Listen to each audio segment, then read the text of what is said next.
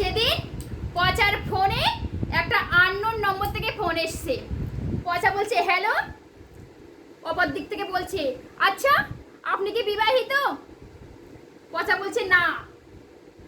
অপর দিক থেকে বলছে ওরে শয়তান, আমি তোর বউ বলছি, আজকে তুই বাসায় আয়।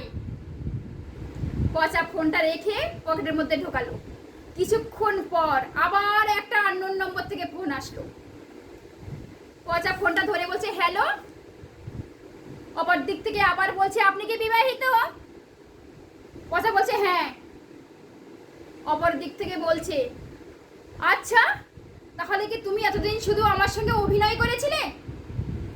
পচা বলছে ও সোনা তুমি, আমি তো ভেবেছিলাম অন্য মেয়ে। পচার বউ বলছে ওরে শয়তান, আজকে তুই বাসায় আয়, শুধু একবার বাসায় আয়।